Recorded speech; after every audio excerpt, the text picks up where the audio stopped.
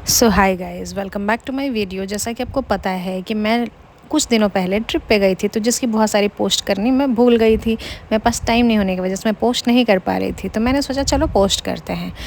तो ये वीडियो है नैनीताल जाने के पहले की।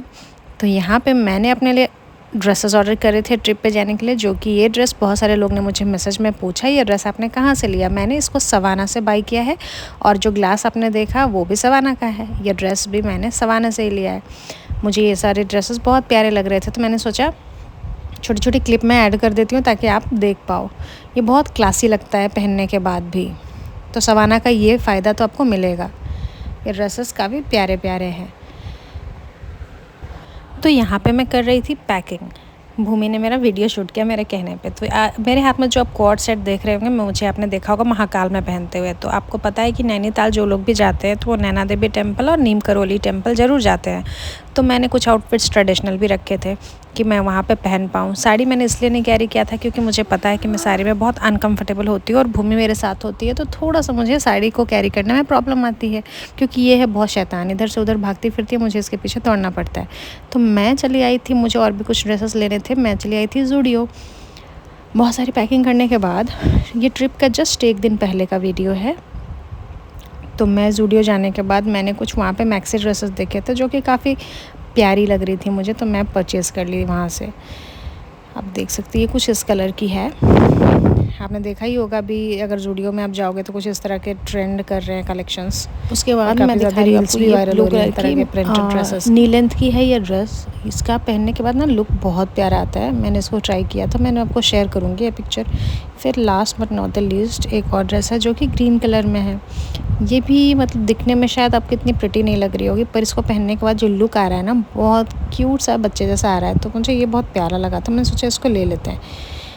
तो ये सारी ड्रेसेस थी, और साथ में कुछ प्रोडक्ट्स जो कि आप ज़ूडियो जाते हो तो ले ही लेते हो। एक छोटा सा फाउंडेशन था, छोटा सा ब्लश था। एंड फिर मैं यहाँ पे रेडी हो गई। शाम में फिर हमें कुछ ना कुछ चीज़ें चाहिए, घटी जाती है ना जब आप कहीं जा रहे होते हो, तो हर छोटी छोटी चीज़ों को ज़रूरत का ख्याल रखना पड़ता है आपको कि क्या ले ले नहीं ले ले। तो यहाँ पे भूमि मेरा वेट करी, मुझे कुछ ऑल्ट्रेशन भी करानी थी, और भूमि के साथ हम सोचे घूम के भी आते हैं। कुछ चीज़ें और भी परचेज़ करनी थी हमें, शायद वो कॉस्मेटिक की ही थी जो मुझे अच्छे से याद नहीं आ रहा। हाँ, कॉस्मेटिक या फिर कुछ शूज़ वगैरह भी देखने थे मुझे। तो हम लोग थे दिल्ली गाज़ियाबाद के पास। तो यहीं पे एक डी मार्ट करके बड़ा सा ग्रॉसरी का ये है, और फिर ज़ूडियो भी बगल में है। तो हम लोग घूम फिर के यहाँ पे पहुँच जाते हैं क्योंकि नियर बाई है, तो बाई वॉकिंग डिस्टेंस भी है। शाम को यहाँ पे व्यूज़ बहुत सुंदर आप देख सकते हो। मैंने मतलब रेगुलरली पोस्ट किया ही होगा जब मैं वहाँ पे थी।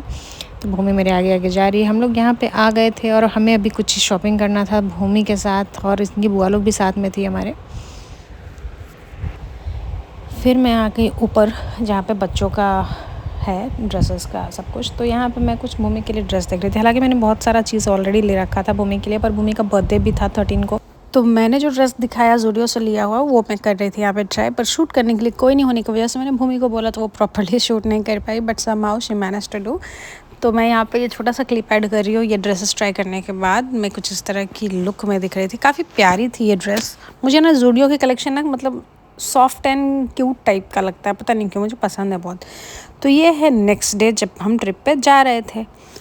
तो आप देख रहे हैं मैं यहाँ पे हम लोग यहाँ पे वीडियोस बना रहे थे, क्योंकि कैब आ रही थी हमारी। कैब जब तक आई नहीं तब तक हम लोग वीडियो शूट किया। फिर कैब से हमने ली रेलवे स्टेशन तक की जर्नी। उसके बाद फिर हमने ट्रेन पकड़ी। हमारी ट्रेन की टाइमिंग थी कुछ, हम बैठे थे वो ट्रेन पे 7 साढ़े 7 में, और हमें 11 साढ़े 11 तक हम दिल्ली से बैठे थे 7 साढ़े 7 समथिंग में, मुझे प्रॉपर टाइमिंग नहीं याद है।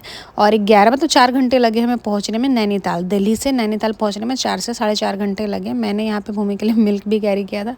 ट्रेन की टिकट में हमारी फूड इंक्लूड होने की वजह से हमें चाय और ब्रेकफास्ट दिया जा रहा था। हम खूब सारी वीडियोस बना रहे थे, मस्ती कर रहे थे, बहुत मज़ा आ रहा था। जब अपने लोग के साथ जाओगे ना, जिसके साथ कंफर्ट जोन शेयर करते हो, बात ही अलग होती है। यहाँ पे हमें टोस्ट दिया गया था।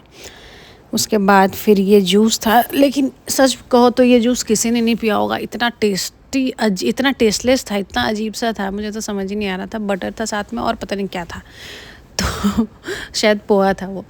उसके नहीं पोहा नहीं था, वो कटलेट था, bread cutlet, butter and that juice.